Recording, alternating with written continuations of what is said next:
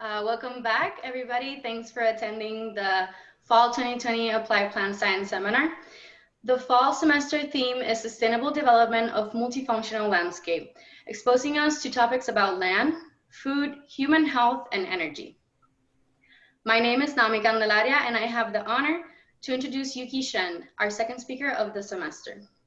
Yuqi was born in China and raised in Minnesota around the Duluth area, where he was exposed to abundance of biodiversity, especially in native plant species. This sparked an interest at a very young age, where he would start immersing himself in topics pertinent to breeding and horticulture. This led Yuqi to seek higher education in Cornell University at Ithaca, New York, where he pursued a bachelor's in plant breeding and genetics. Now back in his home state and looking for ways to expand his knowledge, Yuqi is working with Dr. Kevin Smith to better understand the genetics and cytogenetics of a native sunflower, Silphium integrifolium, increasing the knowledge to make better management decisions and develop domestication. As a result, this species could potentially provide important revenue for oilseed production. For Yuqi, being able to do novel research that helps accelerate the breeding and domestication of a perennial crop new to agriculture is very exciting. He's especially influenced by the rapid changing climate and reliance on annual cropping systems that have profound negative impacts on the environment and society. He believes that through perennial agriculture, such impacts can be alleviated.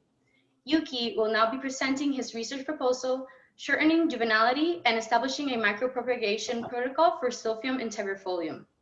Before our presenter starts, some keynotes to facilitate communication is that first off, questions will be answered at the end of the seminar, and any questions that come up throughout the presentation can be typed into the Q&A, or people can raise their hands at the end and their mic will be open so they can ask a question live.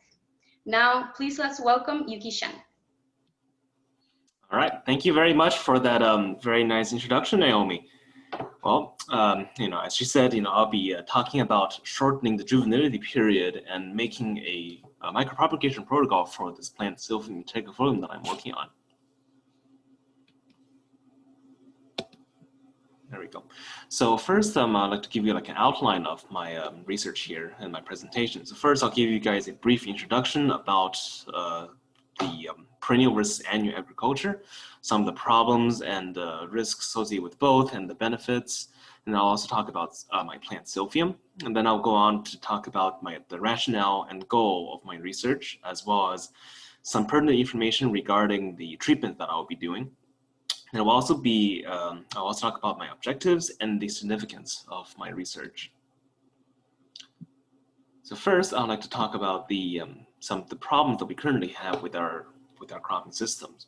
So right now, annual crops take up about 80% of the global food, make up 80% of our global food supply, and 60 to 80% of current cropland is occupied by annual crops. Annual crops demand a very high labor input, as well as inputs of energy, pesticide, and fertilizer.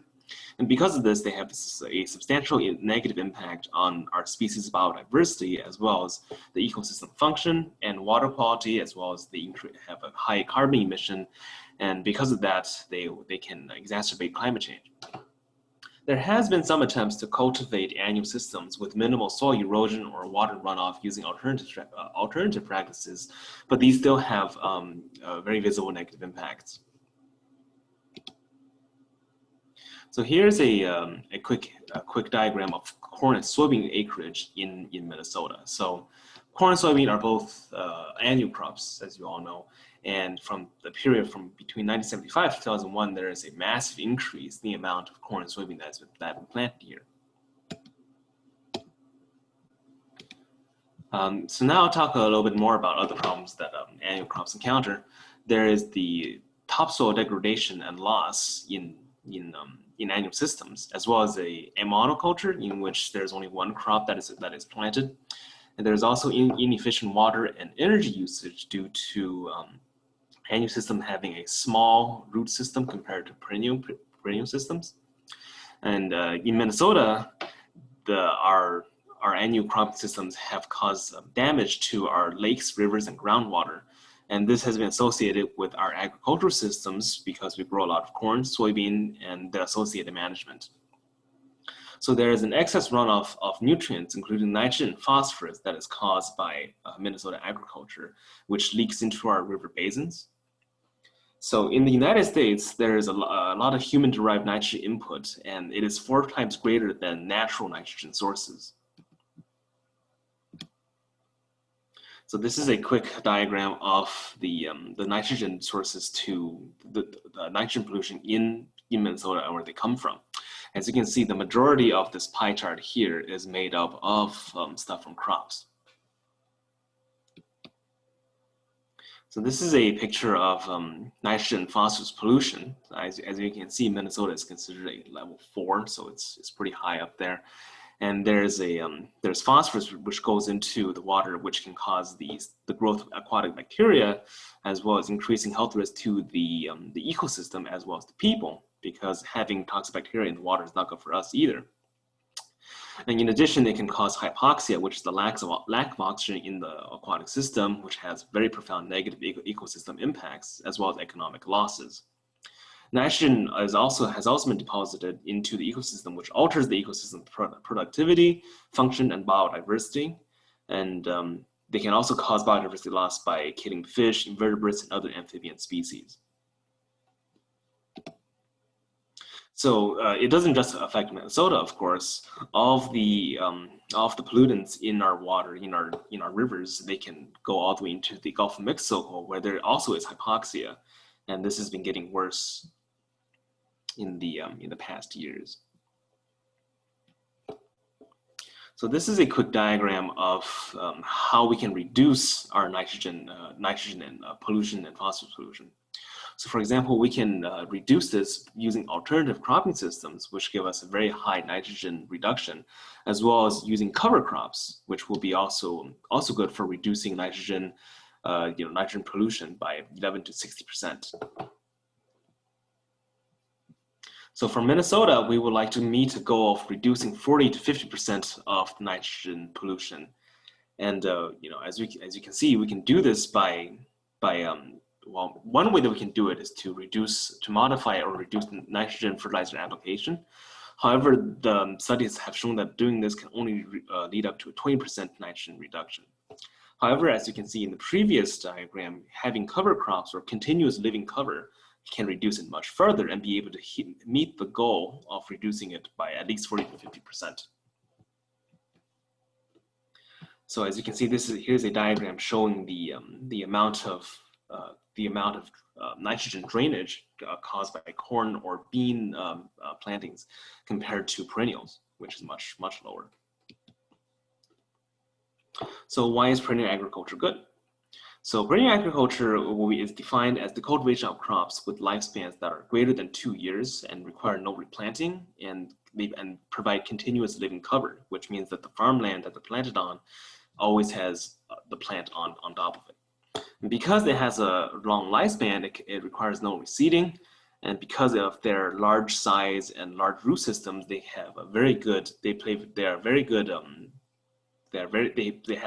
carbon sequestration ability. And being able to do that, they are good mitigators of climate change. In addition, because they have very large root systems, they can reduce erosion as well as improve the soil biome and diversity. Because of their large root systems, they have a very good rhizosphere, or a large rhizosphere, which is a larger habitat for soil microorganisms and other beneficial microorganisms to live in. In addition, they can reduce nitrogen and phosphorus pollution because the root system can absorb and hold these nutrients within the soil, leading to very good ecosystem nutrient retention. And due to all of these effects, they have very good long-term food and water security. So here's a diagram of a perennial grass field compared to that of an annual wheat field. As you can see, the perennial grass have much deeper roots, which provide the aforementioned ecosystem benefits. They have larger root density and greater root length. They're very good for the soil food web by increasing diversity.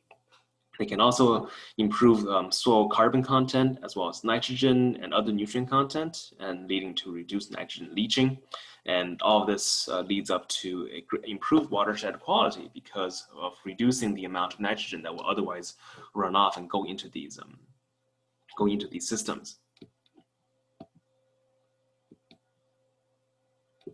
So here's another picture of our projected nitrogen reduction using vegetative cover. As you can see, by increasing vegetative cover in our subsequent years, we can reduce nitrogen by a very large percentage, while keeping the same level of fertilizer efficiency. So now I'll talk a little bit about the current efforts at implementing perennial agriculture. The first one is the Forever Green Initiative, which was founded here in the University of Minnesota 35 years ago. So the Forever Green Initiative aims to establish new winter annual and perennial crops, as well as examining efficient farming systems, all of which are aimed at water quality management and conservation. One of the famous products of the Forever Green Initiative is Kernza, which is the first ever perennial grain crop. I have a picture of Kernza on the left, on the right over here actually, and as you can see, Kernza compared to the annual grass here has a much larger root system. The other effort at perennial agriculture in the United States is the Land Institute. The Land Institute is located in Kansas and works on the domestication of wild perennials, as well as the perennialization of existing annuals, for example, turning an annual such as rice into a perennial. They're also working on breeding and improvement of candidate perennial crops. So here's where my plant comes in. So Silphium integrifolium is an herbaceous, long-lived perennial. So because it is long-lived, it satisfies the condition of continuous living cover and could be a potential crop to be used in Minnesota agriculture systems to reduce nitrogen pollution and phosphorus. So it is native to 21 states in the Midwest, and it is a good candidate for perennial and oils it is good candidate as a perennial oilseed or forage crop, or both. So it is related to sunflower, being in the same phylogenetic bracket. They're all in the Asteraceae family. They have very deep root systems and have a very high seed quality, and with an oil content similar to that of sunflower. Their stems and leaves are also very high quality forage, containing a lot of protein, comparable to that of alfalfa. And because of their being native to the Great Plains and being able to grow in nature with other grasses, it is possible to intercrop Silphium with other grasses. Because of their deep-rooted nature, reduced usage of fertilizers and pesticides are possible. And this provides many ecosystem benefits because they can prevent erosion, as well as providing food for native pollinators because Silphium are native. So Silphium, I've seen in the field, they can provide food for hoverflies, native bees, and butterflies, and their large root system provides a good habitat for earthworms. So one interesting thing about Silphium is that they grow as a rosette in their first season, like they kind of stay close to the ground. Like here's a picture of it. And then in their second season, usually the second year after the spring, they will bolt and flower along the sides of the stems. Here's the flower right here and on the top. So on the top right here is a picture of Silphium seeds, one with the hull still on, and then the other one with like the seed, like the shell removed. So as you can see, the kernels look very similar to sunflower. So I'll talk a little bit more about Silphium and what's been done. So for the past 15 years, we've been working towards domestication of Silphium. So there have been trials, field trials around the country, ranging from Minnesota all the way down to Texas. And we've been focusing on increasing their yield, increasing their seed size, reducing their stature so that way they are shorter plants and are able to more easily to be harvested by combines, as well as increasing the size and number of flowers. However, being a perennial, we have noticed that some problems can accumulate in these plants in the field, and as a result, they can decline in yield and vigor. And this has been observed in Minnesota field trials. This might be possible because it is not replanted every year. The same plant might basically accumulate a lot of diseases or pest pressure, and thus they can decline in yield. There are also some impediments to breeding this plant. The first being that it has a long juvenility period and it needs to be vernalized. This is because the plant in nature completes its, goes from seed to flowering in 2 seasons, which is around 2 years. And because of that, there's a long breeding cycle, which is a long time from the planting the seed to getting it to flower. It is also an outcrossing species, which means that it requires pollen from a genetically distinct individual to be able to set seed. And that means that producing homogenized genotypes is difficult because you have to outcross it to get seeds. And this is also because current clonal propagation methods of Silphium are slow and time-consuming because the cuttings require a long time to root, and the divisions, first of all, the divisions require a plant that's already pretty big. So you have to have a plant that's big, and dividing it would cut the plant up into smaller pieces, which will take a longer time to recover from that shock and be able to produce flowers or do whatever you want it to do. So I would like to explore some optimal approaches to shorten their juvenility period, which would involve inducing earlier flowering, and this will allow us to fit in more cycles of breeding in the same period of time. I would also like to establish a micropropagation protocol to facilitate and accelerate the breeding and domestication process by being able to generate a large number of a specific genotype at any time of the year. So here's a picture of Silphium's native range. As you can see, it is native to much of the Midwest here, and has also been introduced to Canada. So it is a very hardy plant. The picture on the right over here is a young Silphium. As you can see, it's still in its rosette stage. It's very low to the ground, it has no stems, but it has a very deep root system that has already penetrated past like the clay, the compact clay, so they can have a lot of, they are very, very drought tolerant. So Silphium, our goal for Silphium is that we would like to have it as a replacement for annual oilseeds. And we would like Silphium to be able to replace crops such as sunflower, canola, or soy, and has the potential to become as productive, if not more productive, than oilseed sunflower. And our possible yields with Silphium might be equivalent to domesticated sunflower by 2025. Another interesting thing about Silphium is that it has been noted to have survived the Dust Bowl back in the the 1900s. They were highly drought tolerant because of their large root systems, and because of this, they can require less irrigation and might be commercially viable in the dry and non-arable parts that other plants might not be able to grow in. For example, in Minnesota, they might be able to be grown in the sand plains, which is very dry. And even in some field trials in Isanti, these plants can grow in basically very, very sandy soil, and they do not require much water inputs. And because of their roots, they can retain the water and nutrients that are applied to them. In addition, they use water and nutrients at different depths. It does not use them at different depths, which means that it's good for intercropping because it takes up, it absorbs water and nutrients at a different level than potential intercropped species. So now I'll talk about a little bit of the drawbacks of Silphium.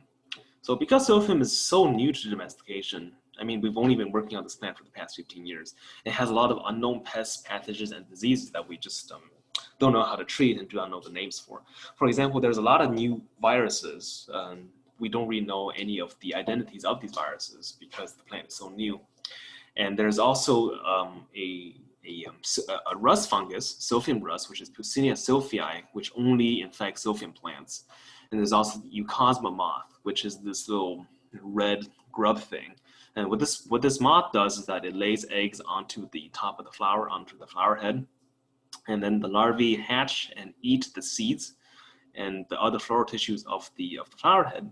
And then they drop down into the plant's crown for the winter to hibernate, or to overwinter rather, and they actually burrow into the crown of the plant. So they damage both parts of the plant, and it's very harmful.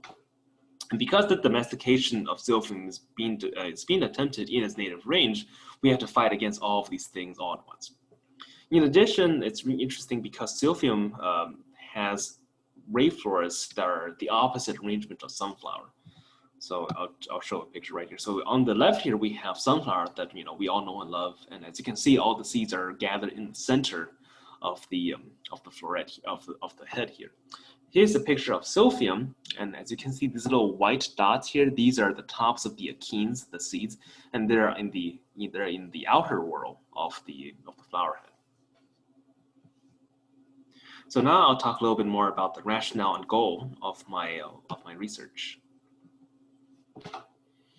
So for my rationale, for perennial plants, the main factor that drives the breeding cycle is time, specifically the length of the juvenile phase.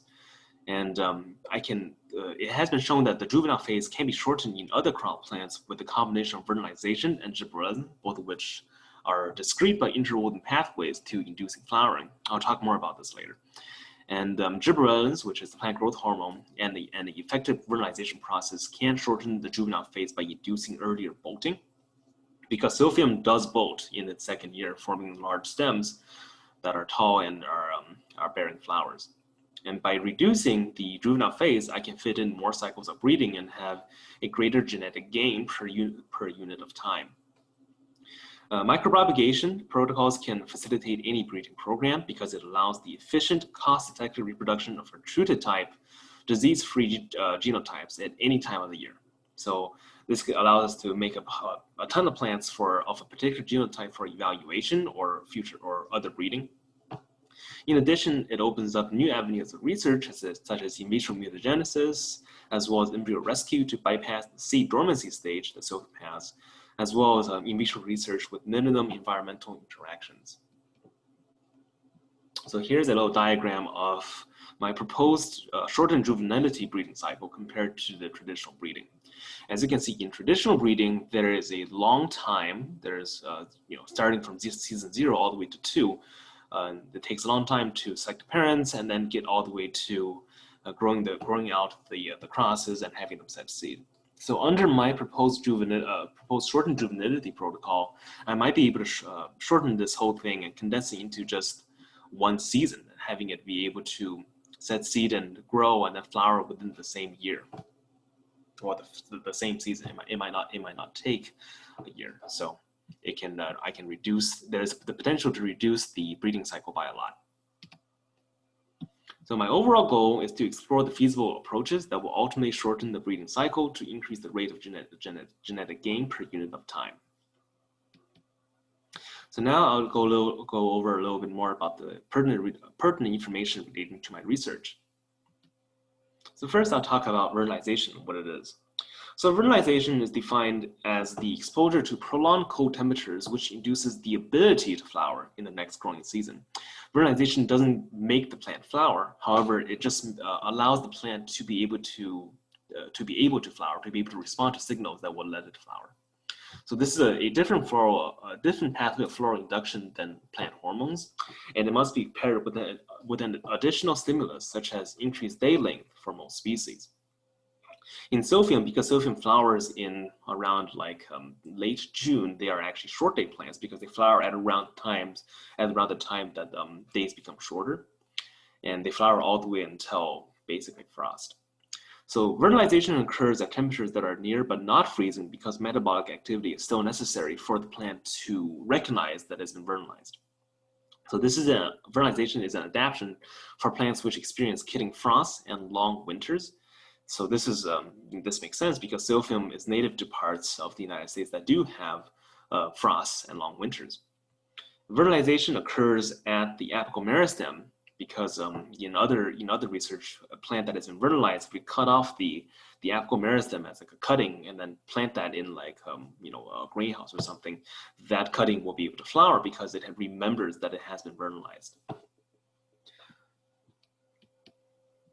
So this is a diagram of how vernalization and gibberellic pathways affect genes that control different pathways to flowering. So they operate at different points in the pathway that represses flowering, but vernalization represses the activity of the floral repressor FLC, while gibberellins bypasses FLC and directly activates the expression of flowering integrators, as well as floral meristem identity genes, leading to the formation of floral buds. So this is a picture of Arabidopsis and comparing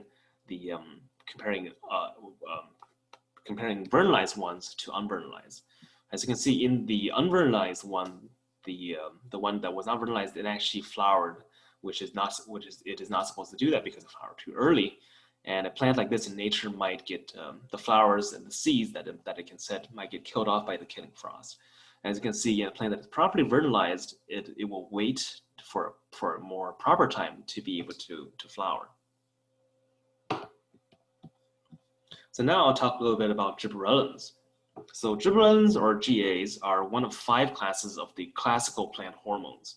What they do is that they elicit cell growth by stimulating cell elongation and cell division. They can affect also flowering and fruit formation, as well as the endosperm, the formation of endosperms in seeds. What I'm most interested in is that gibberellins is that their effect on the transition from the juvenile to the adult phase in day-sensitive or vernalization-dependent plants. And as we know, Silphium is dependent on vernalization to flower. So gibberellins do this by reprogramming vegetative shoot apical meristem into inflorescence meristem and the initiation of floral meristems. And as such, gibberellins have a direct effect on bolting by inducing earlier bolting. So in plants that do not have gibberellic acid or do not have the regulators that govern gibberellic acid function, they show stunted cell growth as well as delayed flower and fruiting, or just no flower or fruiting at all. And it is a distinct pathway from vernalization to flowering. So gibberellins have been shown to induce flower initiation in plants with a rosette habit, and Silphium, as shown before, does have a rosette habit in its first season. It has been shown to induce flowering in rosette plants such as foxglove and kalanchoe. So theoretically, gibberellin should also have an effect on Silphium, because Silphium is a rosette, is vernalization dependent, and also might be day sensitive. So there are several different types of gibberellic acids. The first one that I'll talk about is gibberellic acid 3, or GA3. It is a very stable compound because it has a double bond in its ring formation, which blocks the 2-beta oxidation. And because of that, it is more metabolically stable because it breaks down. It isn't broken down in the same way as other GAs, because the GA3 is not usually found as a naturally occurring gibberellic acid. So here's a quick picture of several of the GAs, and as you can see on GA3, there is this double bond here, which is difficult for plants to break down. And because it is difficult to break down, its effects may last longer than intended. So this is because the endogenous oxidation route that usually break down gibberellic acids do not recognize GA3. And this may cause actually delayed flowering, as well as induce male sterility in sunflower. The other gibberellic acid that I would like to investigate is GA4, which is native in many dicots. As GA4 lacks this double bond, and because it doesn't have this bond, it is more easily deactivated. And because it's easily deactivated, it can be more easily metabolized and catabolized by the plant. And this can reduce any unwanted side effects that the gibberellic acids can have. So as you can see, in gibberellic acid 4, there is not a double bond, so it is more easily to be metabolized. Here is a picture of a wild-type Arabidopsis and a wild-type barley compared to some mutants. So in the wild Arabidopsis on the left here, as you can see, the plant has bolted and it has formed seeds as well as flowers. However, the plant on the right here, this little tiny thing, even though both of these plants are the same physiological age, because this plant doesn't have GA3, it is, it doesn't have genes that make GA3. It is very small. It has not bolted. There's no flowers, and there's not really anything on this plant. And on the barley on the right here, as you can see on the wild type, the barley has 3 very large and well-developed leaves, and the stems are very long. But in the GA deficient form, there is very short stems comparatively, and the leaves are also very small. So now I'll talk a little bit more about micropropagation. So micropropagation is defined as the in vitro regeneration of plants from organs, tissues, cells, or protoplasts. So this is done under a controlled nutritional and environmental condition to produce clones of pathogen-free plants. So there's a lot of factors that influence micropropagation, which is hormone balance, as well as nitrogen and carbon supply in the medium, as well as the type of plant that you have in there and their age and genotype. It can be performed on a number of plant tissues, including root, shoot, bud, crown, leaf, and floral tissues.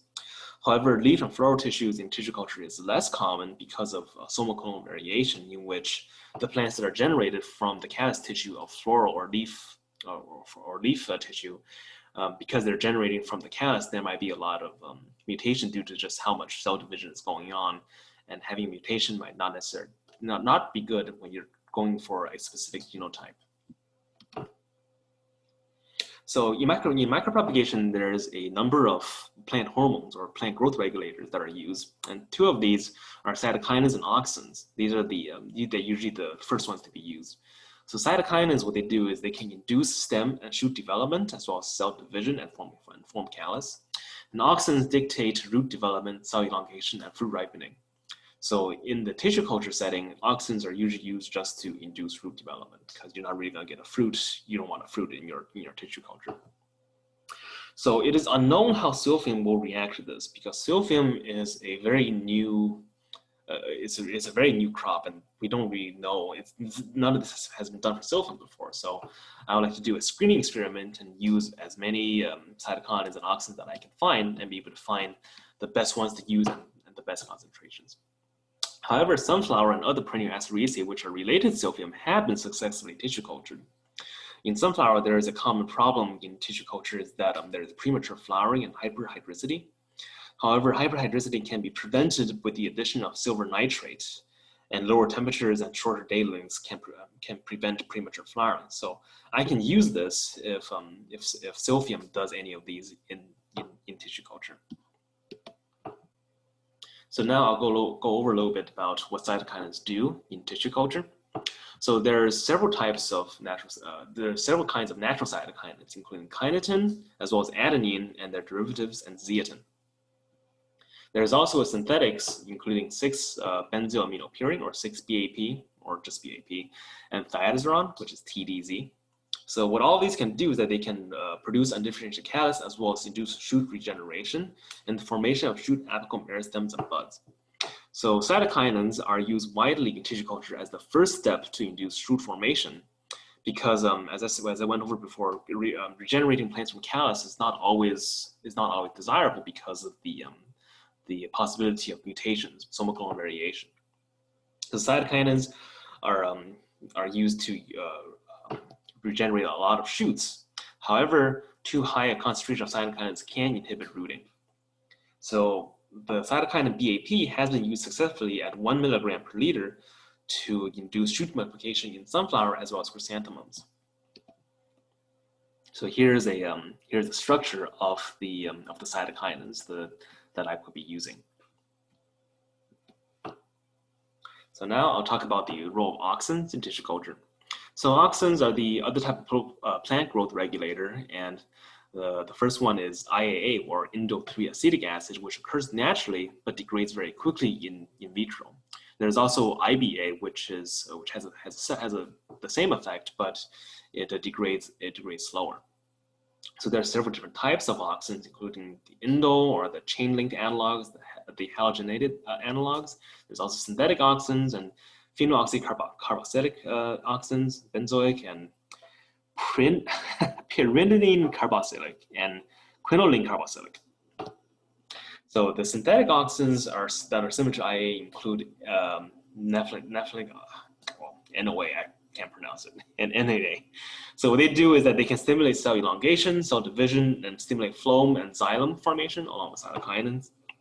They can also induce callus, shoot, and extension of stems. And a high concentration can induce somatic embryogenesis, in which somatic embryos form from the plant. And a combination of auxins and cytokinins can reprogram differentiated cells. For example, a differentiated cell is a cell that is predestined to become a leaf or like a certain organ or something like that. And auxins and cytokinins can reprogram this and have it grow into a different cell type or into a different organ.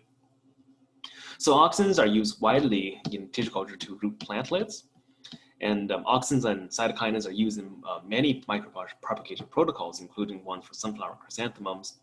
And auxins also have a higher range of effective concentrations than cytokinins. So in sunflower, a 0.5 milligram per liter of IA and NAA have been used successfully to root them. So here is a picture of the auxins and what they and their chemical structures. So now I'll talk a little bit about how auxins and cytokinins interact. So this is very interesting because depending on the ratio of auxins to cytokinins, this can induce different morphogenic responses. So auxin and cytokinin ratios can determine shoot and or root formation. And a high ratio of cytokinin to auxins favors shoot production, while a high auxin to cytokinin ratio favors root production. And a combined similar low concentration of both can enhance callus formation. So in chrysanthemum, a 5:1 ratio of BAP, cytokinin, to NAA, the auxin, led to a high incidence of root and shoot formation. So here's a picture of what plants in tissue culture look like. So the first one is a seedling of Helianthus of sunflower, annual sunflower that has germinated within tissue culture environment. The second one is shoot induction under BAP and NAA. As you can see, there's a nice stem coming up over here, and this mass of cells here, this is the callus tissue.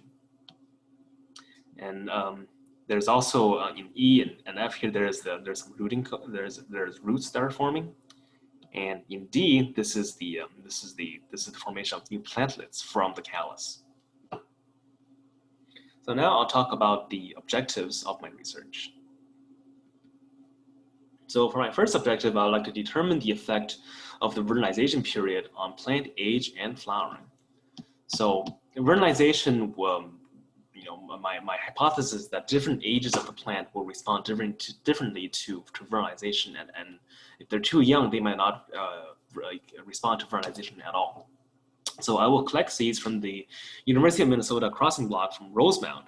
So these seeds are genetically distinct, but I would like to try to kind of reduce the the amount of variation by getting it from the same maternal parent. So that way we know at least what the maternal parent is, and so that way the seeds are are relatively related. So I will grow these in the greenhouse and base their age groups on the number of leaves rather than the chronological maturity.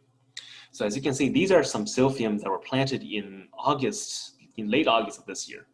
And even though they were all planted at the same date, they are in many different stages of development. For example, this one's very large, has a massive leaf, and this one still has its cotyledons on, and so does this one. So I would like to determine the age groups based on the number of leaves rather than the chronological time, because the size of the plant might be a better indication of physiological uniformity. So I will vernalize all of these at 4 degrees Celsius at different lengths, ranging from 1 week to 6 weeks of vernalization. I will take data on the time it takes to bolt after the vernalization period is done, as well as the time for the first flower bud to form, and then the first flowering, and the number of new leaves that are generated after the vernalization period, as well as the time to the full seed maturity. So for objective 2, I'd like to determine the effect of the type and concentration of different GAs on this time to flowering. And because Silphium is very new, we don't know what is the best GA for Silphium, which GA will have the best effect. So I will screen both GA3 and GA4. I will use the same set of seeds, from the same parent as the ones in objective 2, so I can have a nice comparison. And I'll also have the same age groups, and I will treat these to 0.1, 0.5, 1, 5, and 10 milligrams of GA3. And then I'll also repeat this for GA4 to determine what is the best GA to induce some bolting and flowering. I also take data on the same set, the same criteria as objective 1. Now, I will apply the GAs using just like a handheld sprayer. It's not really hard. You just spray it onto the apical meristem, because that is the part of the plant that responds to the gibberellic acids. And then I will grow these at 21 degrees Celsius with a 12-hour photo period until they flower. So for objective 3, I'd like to establish a micropropagation protocol.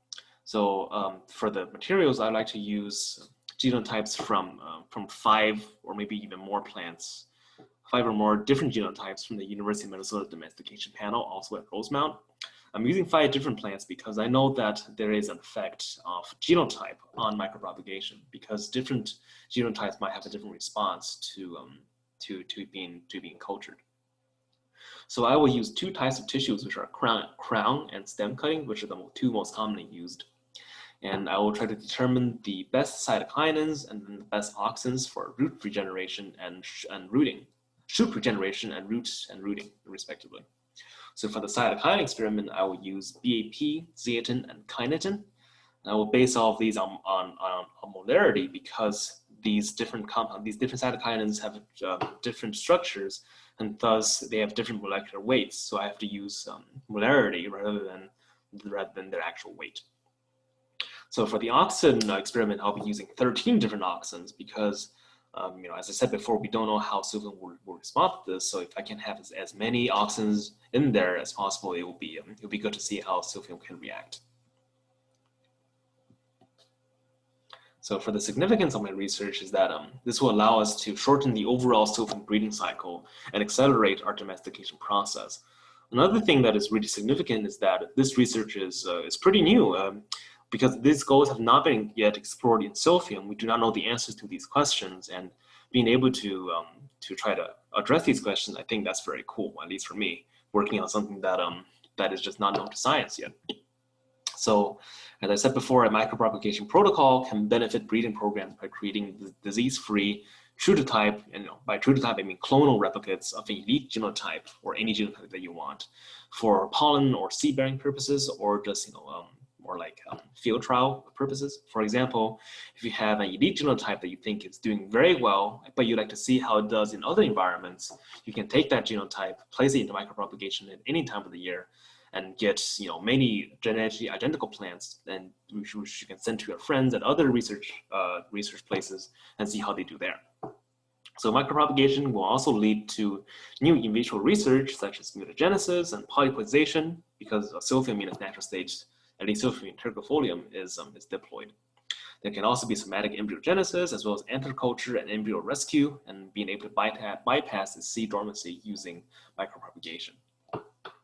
So as I said before, shortening juvenility using GA3 or another GA and vernalization will also speed up the breeding cycle. So this, because GA3 and vernalization are basically are universal in plants. I mean, a lot of plants respond to vernalization, and basically all plants respond to gibberellic acids.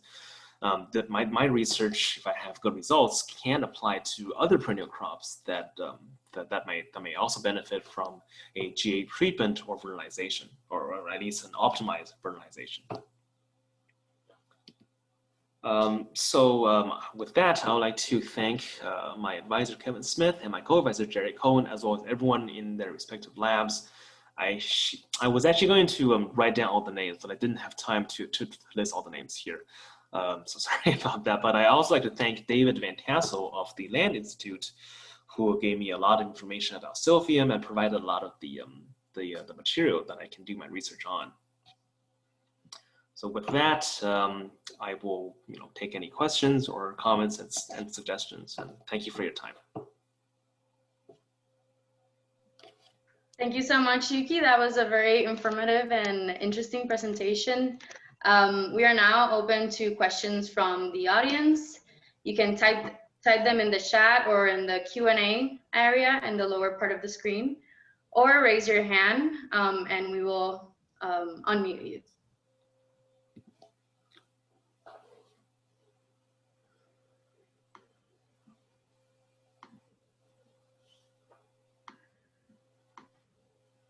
So while we wait for participants to think about some questions, I don't know if you actually mentioned this, Yuqi, but I was interested to know why was the preference to look at GA3 and 4 rather than the other 3 GAs?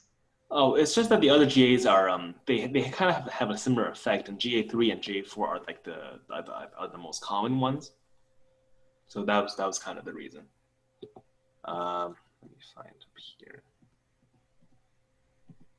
So the other GAs are pretty similar, and GA4 is kind of like the also because GA4 is the one that's really common in many diconts. The other ones, they're found, but they're also found in plants, but they're not as common as GA4. GA4 is a very universal in many dicots, and Silphium is a dicot, so that's why I like to use GA4 rather than the other ones. Okay.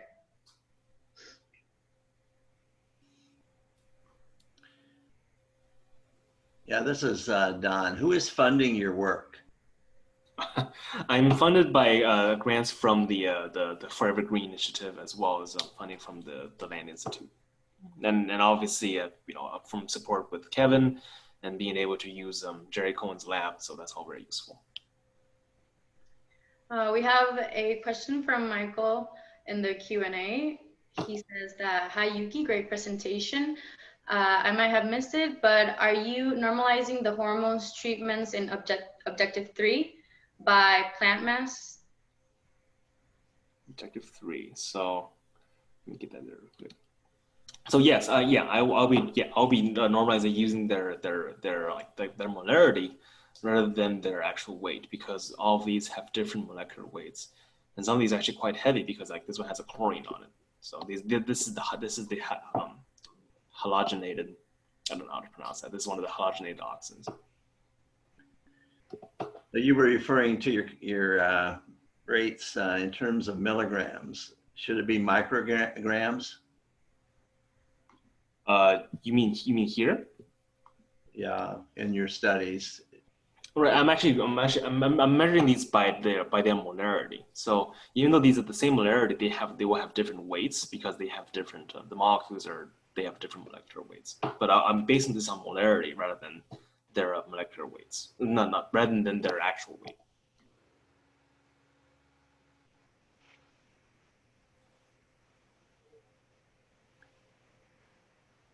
So tell us a little bit more about the disease and insect issue. Ooh, yeah. Within the program, who's providing the leadership for the disease and insect work? Is that occurring here, or is that occurring at the Land Institute?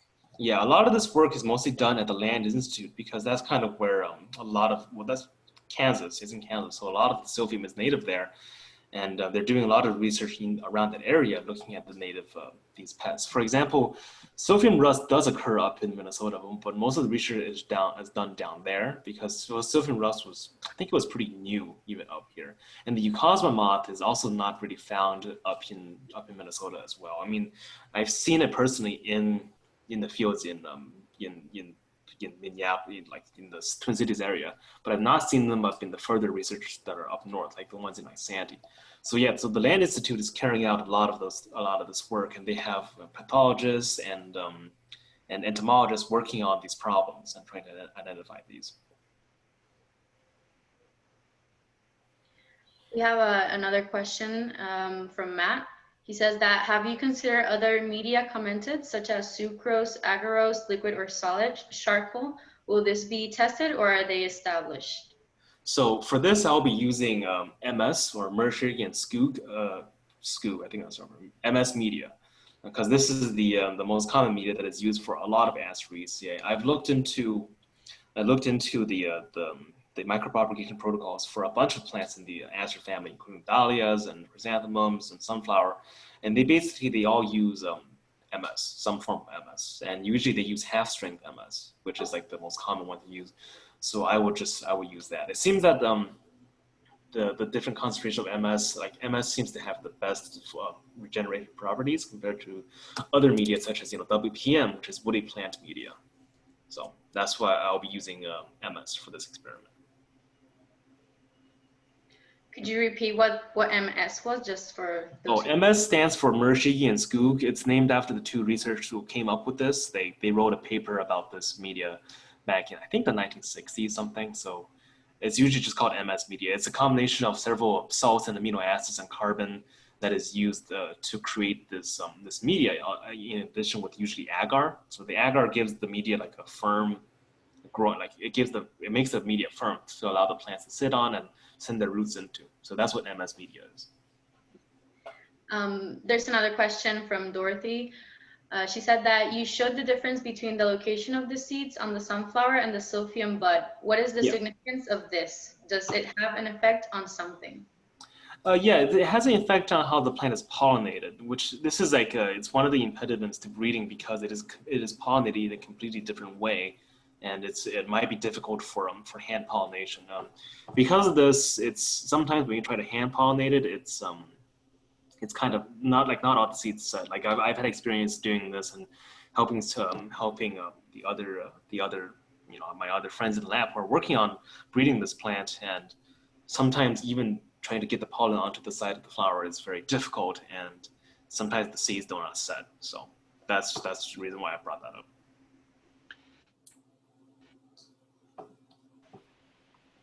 Could I follow up on that a little bit, and just to see what you guys are thinking about the yield potential? I'm sorry, Don, you cut off a little bit. What would you say in the beginning? Don,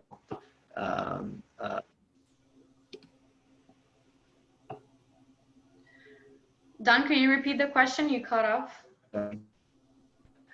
Just saying, Or maybe type it in the chat because it looks like you don't have too good connection.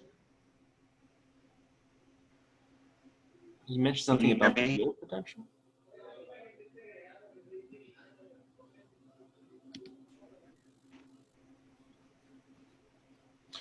Quick question, Naomi. Where can I see the chat here? Like, where's the button for that? I think it should appear in the lower part of your screen. There's like an option for chat, Q&A. I'm not seeing that. Hold on. Maybe I'll hold on. I'll stop sharing for a second. Okay, I see the Q&A now. Okay, now let me share again. So always like you guys can see it. I think David Marks has a question in the participant list, so we can allow him to talk.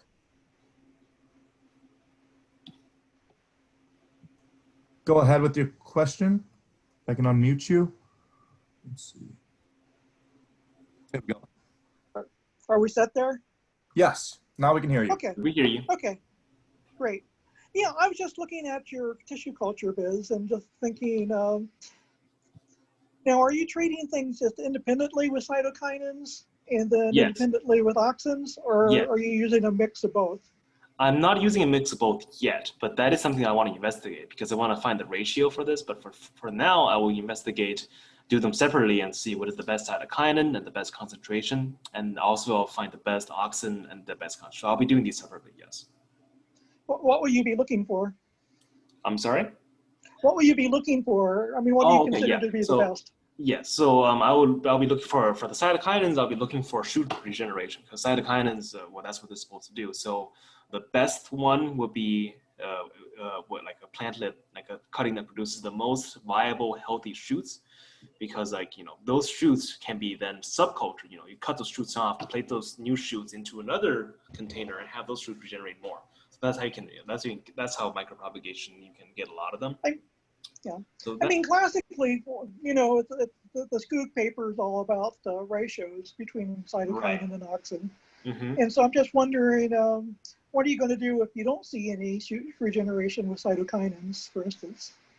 Well, if there is no shoot regeneration with cytokinins, well, I might have to expand the number of cytokinins that I can, because I'm sure there's other ones, but those three are the most common ones. But I'm sure maybe there is some. Well, I can also try adjusting the micromolarities for these hormones, because I'm sure there's one that should elicit a response, because cytokinins have been used successfully in related plants like chrysanthemum and sunflower to produce a lot of shoots.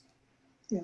Well, you might try this. One of the things we did in my plant function class that I teach, and that is that we use a matrix where you have 0 levels of, for instance, auxin and varying concentrations of cytokinin and vice versa. And then you just pretty much make a two-dimensional matrix where you add a little bit, keep one constant and then add increasing of the other. Okay. Because I'm a little bit concerned that whether or not you're really going to find shoots if you just stick with just one hormone. Okay. Yeah, we can discuss that more if you like later on. Well, it is something that I want to investigate because there was actually I did some preliminary research in back in March of this year. Well, not really research, just something that I wanted to test out. And what I did was I took the crown tissue of Silphium and I sterilized the best I could, and I placed them into a 5:1 ratio of BAP to NAA, and I actually did get shoot regeneration as well as a callus formation. But however, the university closed down, and I wasn't actually able to go inside to kind of subculture them or like re-sterilize them or anything. And so unfortunately, I lost those plants. But I did get those good preliminary results. So I should be expecting good. Ratio. Yep. What do you think the odds are of increasing yield by increasing the number of female flowers on a head? What is the past research showing? Can you increase the number of seeds quite easily? I think that there are, so the number of seeds, as you can see, I'll show this picture real quick, are linked to the number of ligules on the plant. The ligules are like the flowers on the outside of the plant, like the ones that are attached to the petals. So each of those little petals is attached to a female flower which has a seed on the bottom. So by increasing the number of those, potentially we could have more higher yield. For example, this plant, this was taken at the Land Institute, and this Silphium, this flower head is very interesting because it has a ton of these ligules, these extra petals, and each of these is connected to a seed on the bottom. So there is potential for these to have a lot more seed than other ones that are single, like with a single row of ligules like this one. Has anyone ever done modeling to see what the potential, the genetic potential for, what is the maximum number of flowers that you could get on a head? I know John Hill from our lab. He's been looking to see on some of that. I don't think he's found an upper limit to this, but this is like one of the really good examples of having a lot of petals. A lot of ligules rather. There's some plants that exhibit like a little bit more than this, like maybe 2 sets of petals or ligules, but this one has several sets. So this is a pretty good representative, like maybe like the best that we can get with this. Because personally, I haven't seen one with more. Yeah, thank you. Mm-hmm. We have 2 more questions in the Q&A. Ethan asks, are there any drawbacks to using micropropagation for Silphium? Not that, well, I don't know because I haven't done this for Silphium yet, but in other plants, there's one common drawback is that like in sunflower, is that the plants take up too much water. The plant cells in vitro, in the tissue culture environment, take up too much water. That's called hyperhidricity, and that can cause deformation and stunting of the plant. And there's also, at least in sunflower, there's sometimes they can prematurely flower in the environment, but those two, at least they were corrected in sunflower by a combination of longer day lengths and lower temperatures, which would prevent them from flowering too early, as well as they used the I'm sorry, could you repeat the question real quick? The second part of the question? The question is that are there any drawbacks of using micropropagation of Silphium? Right. So I think right. So the other problem was that I was talking about hyperhidricity, so where the cell takes us too much water, and that can be solved by the application of silver nitrate. So that's 2 problems. But in general, what a drawback to micropropagation is that there has to be an acclimation period. So when you're in that test tube, you're in a perfect environment. You got all the carbon and all the nutrients that the plant needs in that tiny environment. They're basically pampered. Like they have a really basically 100% humidity in there, so they're never really starved for moisture. They haven't really experienced stress, and well, if you do it correctly, that is. And to get that out of the environment into like the greenhouse, that's a massive transition, and you need to have an acclimation phase for that. Then you need to do it slowly and put it into like a mist chamber where there's a very high humidity, and then gradually decrease the humidity down, and then the plant will be sufficiently hardened off, and then you can transplant it into soil and into the greenhouse. So that process depends on the plant, but usually takes around a week or so, at least in herbaceous plants. It might be different from woody plants, but most of my experience in this has been with herbaceous ones in tissue culture. Thank you, Yuqi. The next question is from Renata. What about growth chamber? Temperature, photo period? Yeah, I make a quick mention of this. So I would like to grow all these in 21 degrees Celsius because that's kind of like the temperature that silphium usually grows at in the summer. And then I will try to grow these in 12-hour photo period.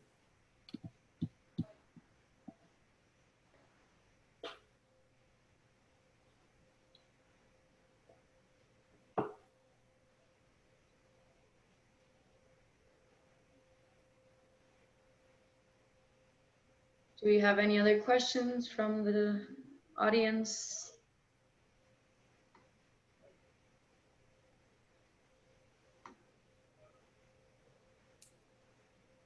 Well, if there are no more questions, we'd like to thank you, Yuqi. And it was an amazing presentation. You are very knowledgeable and it shows. So thank you so much.